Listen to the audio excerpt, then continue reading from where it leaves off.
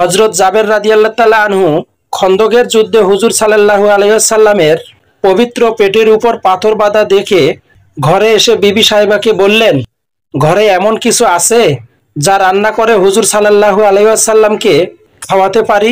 বিবি সাহেবা বললেন, সামান্য আটা আছে এবং ছাগলের একটা ছোট বাচ্চা আছে, সেটা জবহ করতে পারেন। হযরত জাবের বললেন, ঠিক আছে, আমি ছাগলটা জবহ করে দিয়ে যাচ্ছি, তুমি সেটা ভালো মতো রান্না করো, আমি গিয়ে হুজুরকে নিয়ে আসতেছি।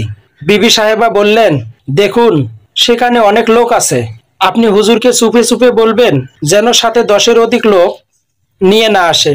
সে মতে হযরত জাবের রাদিয়াল্লাহু তাআলা আনহু হুজুরে সাল্লাল্লাহু আলাইহি ওয়াসাল্লামের খেদমতে গিয়ে কানে কানে বললেন, হুজুর আমি সামান্য খাবারের আয়োজন করেছি, আমার সাথে চলুন এবং অধিক 10 জন আপনার সাথে নিতে পারবেন। কিন্তু হুজুর সাল্লাল্লাহু আলাইহি ওয়াসাল্লামের পুরো বাহিনীকে সম্বোধন করে বললেন, চলো সবাই আমার সাথে চলো। জাবের খাবারের আয়োজন করেছে। অতঃপর হুজুর সাল্লাল্লাহু আলাইহি ওয়াসাল্লাম জাবেরের ঘরে এসে সেই সামান্য আটায় থুতু ফেললেন, অনুরূপ মাংসের ডেকচিতেও থুতু ফেললেন। এরপর নির্দেশ দিলেন, রুটি তৈরি করো এবং মাংস পাকাও। সামান্য আটা ও মাংসের থুতু মোবারকের বদৌলতে এত বরকত হলো যে 1000 ব্যক্তি তৃপ্তি সহকারে খাবার গ্রহণ করলো, কিন্তু রুটি ও মাংস কোনোটাই কমতি হলো না।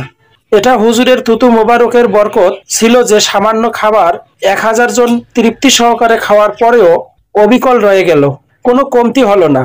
যারা হুজুরকে তাদের মতো মানুষ মনে করে, তারা যদি তাদের নিজ ঘরে কোনো ডেকচিতে থুতু ফেলে, তাহলে ওদের ঘরের বিবি সেই ডেকচিকে বাহিরে ফেলে দিবে, কেউ সেই ডেকচির খাবার খাবে না। তাই নয় কি? স্বয়ং ভাবুন। এমন ইসলামিক সুন্দর সুন্দর ঘটনা ও বাণী পেতে চ্যানেলটি সাবস্ক্রাইব করে রাখুন। আল্লাহ হাফেজ।